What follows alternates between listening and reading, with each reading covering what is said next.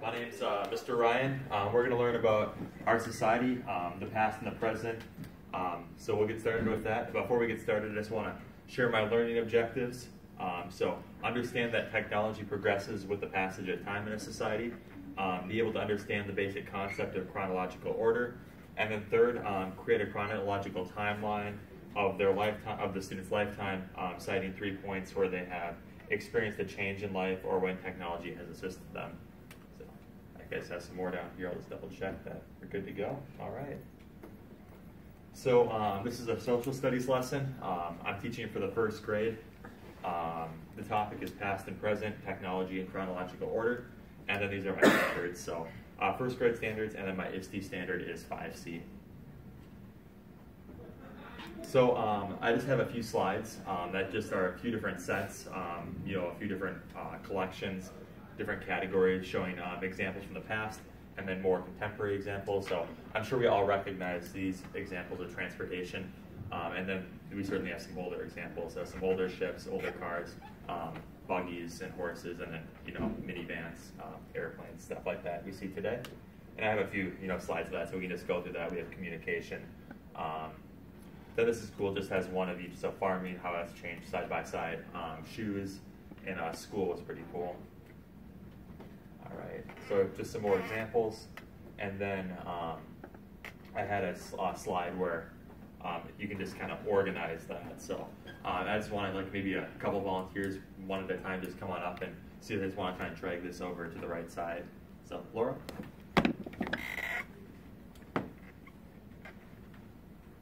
Perfect. I think you just do a couple of them. Anybody else want to come up? All right, perfect. Yes, Caleb.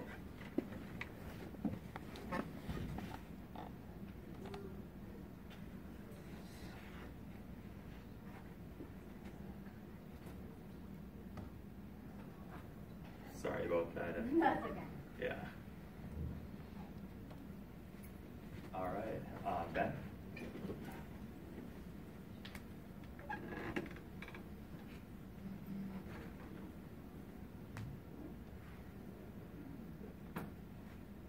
Perfect.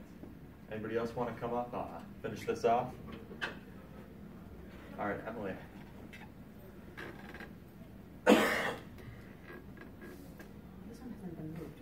Right. I'm pretty sure that's supposed to be a modern house. Perfect. Well, yeah, I know a few of them were kind of on the border. So. All right. Thank you for helping me out, class. So that was kind of the activity, just to make sure that students understand, the past and then more contemporary issues. And then I have this slide right here, just to kind of get us introduced to chronological order. So chronological order is organizing events or items based upon when they happened or when they were invented. So you always organize from the oldest to the most recent. And then a timeline is a type of tool that's used to help visualize chronological order. So we'll learn a little bit more about that in just a second. So some examples of the past could be yesterday, last week, last year, and then the present could be today or right now. So it can really be anything. It's really relative to the conversation. I would, in most lessons, I'd have a student come up and they could write an example, but I think just for time's sake, we'll keep rolling along here. So this is an example of a timeline. So the past would be when you were born or when you started kindergarten, and then of course you have the present. So the present would be anything that's kind of happening right now, fairly recent, and then anything in the past, like you guys are first graders, you can talk about kindergarten last year, and for even further in the past, you can talk about your experiences in preschool. So yes. And then at this point, I put this up as an example. I'd have the students at their desk I'd have some construction paper. I'd have students make a timeline with my learning objective. It has to have 3 different points on their timeline from the past that either is a change in their life or a time when technology has made their lives more enjoyable. So if a student uses their mom's iPad and helped them learn to read last year, they can put that on their timeline. So I just put this up here as a way to kind of get them started on the layout. So that's my lesson. Thanks, Brian.